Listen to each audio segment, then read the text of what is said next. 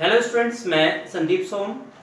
बच्चों, जो आज हम टॉपिक अपना जो 11th क्लास चैप्टर 2 है, यूनिट एंड मेजरमेंट, उसका हम एक टॉपिक लेके चल रहे हैं। जो टॉपिक है आपका डायमेंशंस एंड डायमेंशंस फॉर्मूला। जैसे कि हमने अपने जो पहले वीडियोस हैं उसमें आपको यूनिट, हमने सबसे पहले बताया आपको यूनिट्स क्या होती हैं। To measure the fix value of a quantity is known as units. जिससे भी हम किसी भी फिक्स क्वांटिटी को, फिजिकल क्वांटिटी को मेजरमेंट करते हैं, वो यूनिट्स कहलाती है। और यूनिट्स होती क्या है जनरली, वो फिजिकल क्वांटिटी को जिसको मेजरमेंट करते हैं। और फिजिकल क्वांटिटी क्या है? फिजिकल क्वांटिटी का हमने आपको बताया, to measure the quantity is directly, those quantity are measured directly और indirectly methods is called physical quantity. जैसे लेंथ, मास, टाइम। टाइम के बाद हम इसमें बात करते हैं जैसे फोर्स है, वर्क है, मोमेंटम है, तो ये एक्सेट्रा बहुत सारे क्या आपकी फिजिकल क्वांटिटी। फिजिकल क्वांटिटी हमने आपको इसमें बताया 2 टाइप्स की होती हैं, फंडामेंटल और ड्राइव क्वांटिटी। जब हम फंडामेंटल क्वांटिटीज की बात करते हैं तो वहाँ पर फंडामेंटल क्वांटिटी और those quantity they do not depend any other quantity that is independent. ऐसी क्वांटिटी हमारी क्या कहलाती है? फंडामेंटल। और फंडामेंटल जो क्वांटिटी हैं वो होती है आपकी 7, जिसमें length, mass, time, temperature, current, luminance of intensity and quantity of matter or amount of substance। अब उनकी हमने कुछ यूनिट्स बताए, जो उनके नाम है उनको क्या लेते हैं? यूनिट्स लेते हैं। और उनके नाम से क्या लेते हैं? कुछ सिंबल्स लेते हैं। उसी के बेस पर हमने क्या बताया क्या होती है कि इनके सबके डायमेंशंस के सिंबल भी होते हैं कुछ।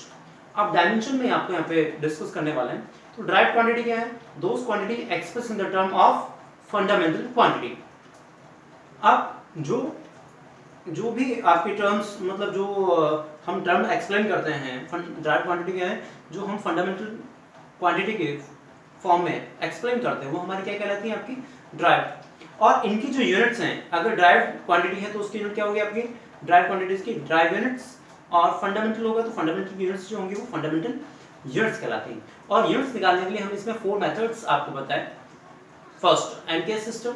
एनकेएस इन दिस सिस्टम, इस सिस्टम के अंदर unit of length is metre, M मतलब M stand for metre, K kilogram, S for second. ऐसी सेकंड हमारा CGS. In this system the unit of length is centimetre, unit of mass is gram and unit of time is second. Third one बात करते हैं हम इसमें, FPS stand for foot pound second. In this system the unit of length is foot, mass के लिए हमारा इसमें pound और टाइम के लिए वापस से सेकंड। और चौथा हमारा था एसआई सिस्टम। जो एसआई सिस्टम है, SI system is the extended version of NKS system. तो यहाँ पर आने के बाद हमारा इसमें कुछ हमारे एक डायमेंशंस और एक टॉपिक आता है डायमेंशन फॉर्मूला। तो यहाँ पर क्या है, जो हमने लेंथ, मास, टाइम जिसकी बात की थी, to express the physical quantity in the form of fundamental units. जो भी आपकी क्वांटिटी है, फिजिकल क्वांटिटी, उसको हम जब एक्सप्रेस करते हैं फंडामेंटल यूनिट्स में, और फंडामेंटल यूनिट्स में क्या है आपका MLT, in the power is used on them are called dimension. अब यहाँ पे जो एम है, एम जो डिनोट करता है, वो डिनोट करता है किसको? मास। ये मास के लिए यहाँ पर हम यूज करते हैं मास, ठीक है। एल जो है, एल डिनोट करता है आपको किसको? लेंथ को। और टी यहाँ पर आपका डिनोट करता है किसको? टाइम को। तो मास, लेंथ, टाइम। अब इनके ऊपर जो, ये हमेशा ध्यान रखना है इसमें, जब भी हम इसको लिखेंगे कैपिटल लेटर्स के ही फॉर्म में इनको लिखा जाता है। और जब भी इनको लिखते हैं तो इनके ऊपर जो पावर लिखती है, जैसे ए, यहाँ पे बी और सी, दिस इज कॉल्ड डायमेंशन। ठीक है, आपकी डायमेंशन। और जब एम एल टी को एक साथ एक फॉर्म में लिखा जाता है तो उनसे क्या बनते हैं? आपके डायमेंशन फॉर्मूले बनते हैं। यहाँ पर ध्यान रखना है, डायमेंशन जब भी हम बात करेंगे, लेंथ, अगर कहीं पर आपका लेंथ लिखा हुआ है, लेंथ को इंग्लिश में किससे? कैपिटल एल, जो इसका फर्स्ट लेटर जो है, इनको इंग्लिश के हम कैपिटल लेटर्स में लिखते हैं। लेंथ, मास के लिए एम, टाइम के लिए टी। ऐसे ही बाकी जो 3 है, ये फंडामेंटल क्वांटिटी में हमारी बेस क्वांटिटी, सबसे पहले इन्हीं का नाम लिया गया। इसके बाद हम इसमें टेम्परेचर की बात करते हैं, जिसके लिए हम क्या लिखते हैं? केल्विन यूनिट, और केल्विन को के से। और ऐसे इलेक्ट्रिक करंट है, इलेक्ट्रिक करंट को हम डिनोट करते हैं किससे? ए से। एम्पियर उसकी यूनिट होती है, इसलिए। तो यहाँ पर बेसिकली क्या है, हम डायमेंशन और डायमेंशन फॉर्मूले क्या डिस्कस करने वाले हैं, कुछ फॉर्मूलेज मैं लिख रहा हूँ, तो उसी के बेस पर हम इनकी यूनिट्स और डायमेंशन की यहाँ पे बात करेंगे। मेनली तो हमें डायमेंशंस की बात करनी है, लेकिन साथ साथ हम यहाँ पे उनकी यूनिट्स की भी बात कर लेते हैं। तो मैं यहाँ पर क्या कर रहा हूँ, ये जो आपका पूरा सिस्टम है इसको रेज करके यहाँ पर मैं पूरे के पूरे को रेज कर रहा हूँ, और इस पार्ट को यहाँ पर, क्योंकि मुझे फंडामेंटल इसमें बनाना है, तो मैं यहाँ पे दो पार्ट कर रहा हूँ। एक तरफ तो मैंने लिखा है यहाँ पे फॉर्मूला एंड यूनिट्स, फॉर्मूले एंड यूनिट्स, और इधर मैं निकालूंगा इसकी डायमेंशन। अब जैसे फर्स्ट अगर मैं यहाँ पे यूज करता हूँ, तो फर्स्ट मेरे पास एक फॉर्मूला होता है एरिया। इसलिए हमारा फॉर्मूला क्या होता है, लेंथ इनटू ब्रेथ कह सकते हैं आप इसको। तो यहाँ पे मैं L इनटू क्या लिख रहा हूँ इसको B, L for length, B for breadth. अब जो लेंथ है आपने यूनिट्स इसकी पढ़ी है, लेंथ के लिए length, breadth, height, depth, distance, displacement, सभी के लिए जो हमारी यूनिट है वो क्या होती है, मीटर। और मीटर को जो सिंबल्स के रूप में लिखते हैं तो वो लिखते हैं स्मॉल m। तो यहाँ पर मीटर के लिए भी स्मॉल m और ब्रेथ के लिए भी स्मॉल m। तो यहाँ पर मीटर इंटू मीटर कितना हो जाता है आपका, मीटर स्क्वायर। अब इसी को हम क्या लिखना है, डायमेंशंस के फॉर्मूले जब लिखते हैं तो डायमेंशन में ये क्या लेंथ, तो लेंथ को हम किससे लिखते हैं, कैपिटल L से डिनोट करते हैं, यहाँ पे कैपिटल L। ब्रेथ को भी हम किससे लिखते हैं, कैपिटल L से डिनोट करते हैं। दोनों की पावर बाय डिफॉल्ट कितनी है आपकी 1। अगर किसी के ऊपर पावर नहीं है तो बाय डिफॉल्ट उसकी पावर कितनी है आपकी 1 काउंट होती है। तो यहाँ पर L की पावर कितनी हो जाएगी 2। This is called dimension. ये आपकी क्या है, डायमेंशन। और डायमेंशन फॉर्मूले के रूप में अगर लिखना है तो इसमें क्या होगा, m की पावर 0, L की पावर 2, t की power 0। This is called dimension formula.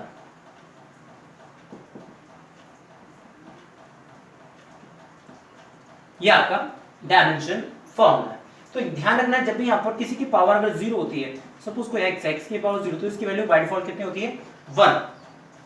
और जब 1 इसकी वैल्यू 1 होगी, इसकी 1 वैल्यू होगी, तो 1 के 1 मल्टीप्लाई करेंगे 1, और L स्क्वायर में मल्टीप्लाई करेंगे तो सिंपल क्या बनेगा आपका, L स्क्वायर यहाँ पे बनेगा। तो यहाँ पर जो डायमेंशन है हमारी वो कितनी हो गई है, L स्क्वायर। और यहाँ पर तो हमने एरिया निकाला, एरिया के लिए यूनिट क्या है, मीटर स्क्वायर। हालांकि मुझे बस डायमेंशन बतानी थी, लेकिन मैं सोचता हूँ साथ साथ आपको ये भी अगर करा दूँ तो बहुत अच्छा होगा। जितने भी पॉसिबल हमारी यूनिट्स हैं उनको मैं बहुत ही आसानी से आपको बता दूंगा। अब जैसे कि यहाँ पे हम सेकंड की बात करते हैं, सेकंड, और यहाँ पे क्या है हमारा ये वॉल्यूम।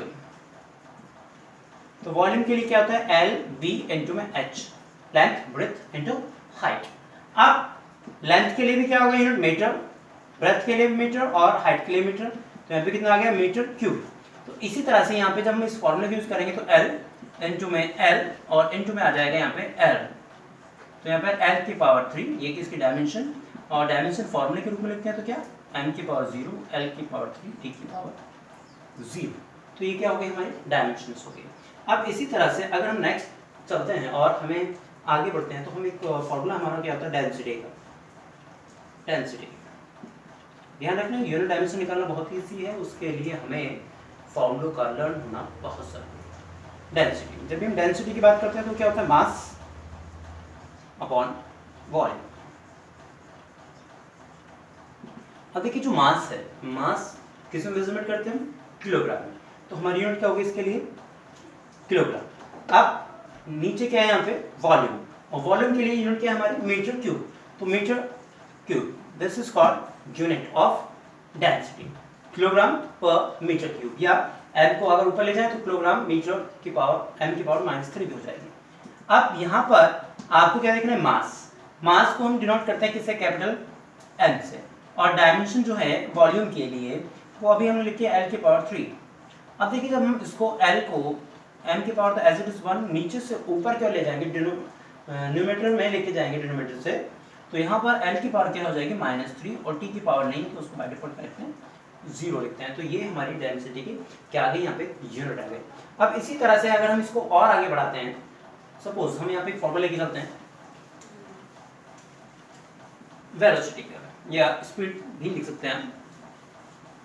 तो ये बहुत ही आसानी से आप इसको समझ सकते हैं। बार बार एक बार अगर फर्स्ट टाइम है ये आपका 11th क्लास में पहली बार आपके सामने डायमेंशन आती है, तो ध्यान रखें उसको समझने के लिए आपको थोड़ा सा एफर्ट लगाना पड़ेगा, क्योंकि काफ़ी समय ऐसा हुआ है कि आपने 9th के एग्ज़ाम्स प्रॉपर नहीं हो पाए हैं और 10th के एग्ज़ाम नहीं हो पाए हैं, तो जिसकी वजह से हमें इसमें जो बहुत ही थोड़ी सी प्रॉब्लम्स फिजिक्स में आ सकती है, तो उस प्रॉब्लम्स को आराम से अगर इजीली हम साथ साथ करते चले जाएंगे तो वो प्रॉब्लम कभी भी नहीं आएगी।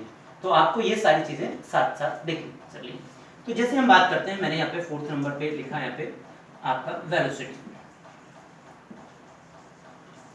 तो वेलोसिटी जो होता है, हम साथ में यहाँ पे एक फॉर्मूला स्पीड का भी ले सकते हैं, स्पीड, क्योंकि अगर वेलोसिटी लिखते हैं तो वेलोसिटी का फॉर्मूला क्या होता है, डिस्प्लेसमेंट अपॉन टाइम। अब जो डिस्प्लेसमेंट है, डिस्प्लेसमेंट कुल मिलाकर लेंथ है, और लेंथ के लिए यूनिट जो हमारी होती है वो क्या होती है, मीटर, और टाइम के लिए कितना हमारा, सेकंड। तो यूनिट क्या आ गई हमारी, मीटर पर सेकंड। ऐसे अगर हम यहाँ पे डायमेंशन की बात करते हैं तो डायमेंशन के लिए क्या होता है, इसके लिए एल, और टाइम के लिए टी। अब इस टी को जब आप नीचे से ऊपर लेके जाते हैं तो एल टी की पावर कितना, -1, और यदि डायमेंशन फॉर्मूले के रूप में लिखा तो एम की पावर 0, एल की पावर 1, टी की पावर -1। तो ये हो गई हमारी वेलोसिटी की यहाँ पे डायमेंशन हो जाएगी। ध्यान से देखना है वेलोसिटी का फॉर्मूला क्या होता है, velocity equal to displacement upon time. तो डिस्प्लेसमेंट के लिए यूनिट क्या होती है हमारी, मीटर, लेंथ है, और टाइम के लिए हमारी यूनिट क्या होती है, सेकंड। तो हमारी यूनिट क्या बन गई, मीटर पर सेकंड। इसी तरह से जो डिस्प्लेसमेंट है, डिस्प्लेसमेंट क्या होती है, लेंथ, और लेंथ के लिए सिंबल क्या है पे एल, और टाइम जो है, टाइम के लिए सिंबल हमारा टी। तो कुल मिला के इस टी को कहाँ लेके जाएंगे, नीचे से ऊपर लेके जाएंगे, तो इस टी की पावर कितनी हो जाएगी, -1। अब अगर यहाँ पे हम स्पीड की बात करते हैं, सपोज यहाँ पे हम वेलोसिटी लेके कहीं पे स्पीड आ जाए, तो स्पीड के लिए जो हमारा फॉर्मूला है वो क्या होता है, स्पीड इक्वल टू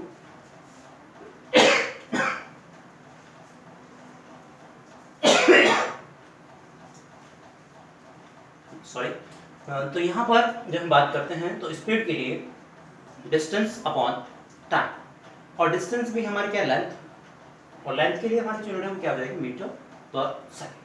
अब इसी तरह से अगर हम यहाँ पे बात करते हैं, अभी नेक्स्ट बात करते हैं, जैसे हम लेके चले यहाँ पे acceleration, ACCELALETI, acceleration ACCELERA, acceleration. तो एक्सेलरेशन के लिए क्या होता है, rate of change of velocity is known as acceleration. तो रेट ऑफ चेंज मतलब इसमें वेलोसिटी, और यहाँ पे वेलोसिटी अपॉन टाइम। अभी यहाँ पे बात करते हैं वेलोसिटी अपॉन टाइम की यहाँ पे बात करते हैं। तो वेलोसिटी के लिए भी हमने जस्ट ऊपर यूनिट निकाली है, तो वेलोसिटी के लिए क्या होती है हमारी, मीटर पर सेकंड। तो यहाँ पे क्या आ गया हमारा, मीटर पर सेकंड, और नीचे क्या है आपका टाइम, टाइम के लिए कितना आपका, सेकंड हो जाएगा। तो यहाँ पर बहुत ही आसानी से क्या लिख सकते हैं इसको, मीटर पर सेकंड स्क्वायर, क्योंकि ये कहाँ चला जाएगा इसके साथ, ये कहीं इसके साथ आ जाएगा, तो मीटर पर सेकंड इसकी यूनिट हो जाएगी। अब अगर वेलोसिटी की हम निकालते हैं तो यहाँ पे क्या होगा, एल की पावर 1, टी की पावर -1 आपको पहले से ऊपर गिवन है, और नीचे क्या हो जाएगा आपका टाइम। जब ये टाइम नीचे से ऊपर जाएगा तो इसकी पावर हो जाएगी -1, और -1 आपका पहले से ही ऊपर है, तो मल्टीप्लाई में जो पावर्स हैं वो ऐड हो जाती हैं। तो कुल मिला के जो हमारी डायमेंशन है वो कितनी बन जाएगी, एल टी की पावर -2, क्योंकि टी की पावर -1, टी की पावर -1 मल्टीप्लाई में दोनों की पावर ऐड हो जाएगी। तो ये एक्सेलरेशन आ गया। अब यहीं पर अगर हम बात करें फोर्स, एक हमारा फॉर्मूला क्या होता है फोर्स निकालने के लिए, तो फोर्स इक्वल टू क्या होता है, मास इनटू एक्सेलरेशन।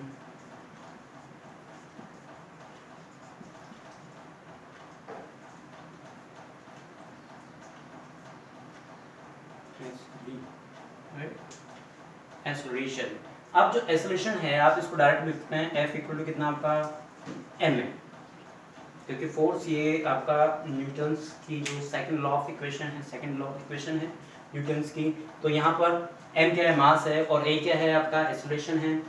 और जब यहाँ पर एक्सेलरेशन है तो मास के लिए हमारी यूनिट क्या होती है, किलोग्राम, और इनटू में यहाँ पे क्या हो गया, मीटर पर सेकंड स्क्वायर, और ये किलोग्राम मीटर पर सेकंड स्क्वायर जो है इसी को हम एसआई सिस्टम में बोलते हैं न्यूटन। ठीक है, ये एसआई सिस्टम में क्या होती है, यूनिट फोर्स के लिए न्यूटन होती है। और इसी की हम क्या निकालेंगे, यहाँ पे डायमेंशन अगर निकालते हैं तो डायमेंशन हमारी क्या हो जाएगी, क्योंकि मास के लिए m हो गया और एक्सेलरेशन के लिए अभी जस्ट यहाँ पे हमने ये निकाला ही है, तो एल टी की पावर -2, तो हमारा जो निकल के आएगा वो m की पावर 1, l की पावर 1 और t की पावर -2। चाहे तो हम इसमें सीजीएस सिस्टम में भी इसकी यूनिट को हम निकाल सकते हैं। जैसे मास है, मास के लिए हमारी जो यूनिट होती है किलोग्राम की जगह कितनी आ जाए, ग्राम, और जहाँ पर आपका मीटर दिया हुआ है, मीटर की जगह क्या आ जाएगी आपकी सेंटीमीटर। तो ग्राम सेंटीमीटर पर सेकंड स्क्वायर यह बनेगा और उसको हम सीजीएस पद्धति में बोलते हैं डाइन। तो जो एसआई सिस्टम में जो फोर्स की यूनिट होती है वो क्या होती है आपकी डाइन होती है, जो कि बहुत ही आप इजी तरीके से उसको निकाल सकते हैं। अब अगर मैं यहाँ पर और आगे बढ़ता हूँ, यहाँ पे बात करता हूँ, तो इसके आगे आता है आपका वर्क। अगर आप स्टार्टिंग के 7-8 यूनिट डायमेंशन को ध्यान रखेंगे तो मेरे ख्याल से आप कभी भी आपको आगे याद करने की जरूरत ही नहीं पड़ेगी, क्योंकि इसके लिए क्या फॉर्मूला यूज होता है। बस फॉर्मूले को आप लर्न रहेगा तो आप किसी की भी यूनिट डायमेंशन को बड़ी इजी से निकाल सकते हैं। अगर मैं यहाँ पे बात करता हूँ वर्क की, तो वर्क आपने 10th क्लास में बाकायदा पढ़ा है। द रेट ऑफ, जब किसी भी ऑब्जेक्ट का फोर्स लगाते हैं, फोर्स लगाकर उसको डिस्प्लेसमेंट करते हैं, ठीक है। अगर डिस्प्लेसमेंट होता है तो वर्क होता है, डिस्प्लेसमेंट नहीं होता तो वर्क क्या होता है हमारा जीरो होता है। तो उसी कंडीशन में वर्क जो होता है क्या होता है, फोर्स इनटू डिस्प्लेसमेंट।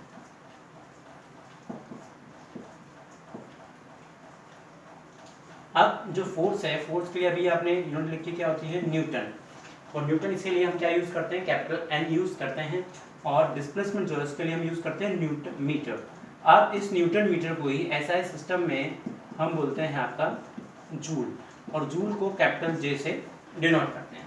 अगर यहाँ पे हम सीजीएस सिस्टम की बात करें, सीजीएस की, तो सीजीएस में जो न्यूटन है, न्यूटन की जगह क्या आ जाएगा आपका डाइन आ जाएगा, और मीटर की जगह क्या आ जाएगा आपका सेंटीमीटर, और इसको क्या बोलेंगे हम अर्ग, ठीक है। ये तो अर्ग बोलेंगे। तो ये हमारा किस में हो जाएगा आपका सीजीएस सिस्टम में हो जाएगा। और यदि इसके मुझे क्या निकालनी है, डायमेंशंस निकालनी है, तो आपको डायमेंशंस यहाँ पे किसकी, फोर्स की आना बहुत ज़रूरी है। अगर आपको फोर्स की डायमेंशन यहाँ पर नहीं आएगी तो आपको ये चीज़ें निकालने में प्रॉब्लम आएगी ही आएगी। तो यहाँ पे फोर्स की डायमेंशन अभी जस्ट हमने निकाली थी, m की पावर 1, l की पावर 1, t की पावर -2, और डिस्प्लेसमेंट है लेंथ। और लेंथ के लिए जो हमारी डायमेंशन है वो क्या होती है आपकी l होती है। तो यहाँ पर हम जब बात करें तो m की पावर 1, l की पावर 2 और t की पावर कितना हो जाएगा, -2 हो जाएगी। तो इसी तरह से हम इसमें बहुत सारे फॉर्मूले हैं, जैसे आपने एक चैप्टर है इलेक्ट्रिक करंट। अगर हम इलेक्ट्रिक करंट जो 10th क्लास में आता है, और मोस्टली जो आरबीएससी ने छोड़ दिया है और सीबीएसई में कुछ पार्ट उसका यूज हुआ 10th क्लास के अंदर, जब हम इलेक्ट्रिक करंट की बात करते हैं तो इलेक्ट्रिक करंट क्या है, वहाँ पे the rate of flow of charge is known as current, it is denoted by I, और आई इक्वल्स टू क्या होता है, क्यू अपॉन टी होता है। तो वहाँ से जो क्यू है, क्यू इज चार्ज होता है, और चार्ज की यूनिट क्या होती है आपकी कूलम होती है। तो वहाँ पर I equals to Q upon T होता है। तो वहाँ से हम क्यू की यूनिट डायमेंशन भी निकाल सकते हैं। साथ में जब हम उसमें और आगे बढ़ते हैं तो हमारे उसमें काइनेटिक एनर्जी है, पोटेंशियल एनर्जी है, उसमें हमारा रेजिस्टेंस है, जो पोटेंशियल की हमने डेफिनेशन पढ़ी है, to bringing a test charge from infinity to that point in electric field, the ratio निकालते हैं फोर्स का और इसका, इनका दोनों का निकालते हैं रेशो, वर्क का जो वर्क कर रहे हैं और टेस्ट चार्ज दोनों का रेशो हमारे क्या है, इलेक्ट्रिक पोटेंशियल होता है। तो ये बहुत सारी फॉर्मूले डायमेंशंस हैं जिसको हमने लगातार हमें करना है, और बहुत सारे फॉर्मूले हैं। तो हमारे इस वीडियो को आप देखिए, लाइक कीजिए, शेयर कीजिए, और ज़्यादा से ज़्यादा हमसे जुड़ें, क्योंकि अगर हमसे जुड़ते चले जाएंगे तो आपको ये बेनिफिट होगा कि आप उस चीज़ में बिल्कुल भी पीछे नहीं रहेंगे। फिजिक्स एक मेन सब्जेक्ट होता है, अगर साइंस आप ग्रुप लेते हैं तो, चाहे आप फिजिक्स केमिस्ट्री मैथ पे जाएँ या फिजिक्स केमिस्ट्री बायो पे जाएँ, लेकिन फिजिक्स उसका एक मेन पार्ट होता है। तो फिजिक्स को आप स्टार्टिंग से हमारे से जुड़ें और हम आराम से धीमे धीमे आप पढ़ते चले जाएँ, तो ये फिजिक्स आपकी टिप्स उंगलियों पे होगी। तो आज के लिए हम अपने वीडियो में इतना रखेंगे, आगे के लिए फिर से हम एक नए टॉपिक के साथ आपके साथ हाजिर होंगे। तब तक के लिए धन्यवाद।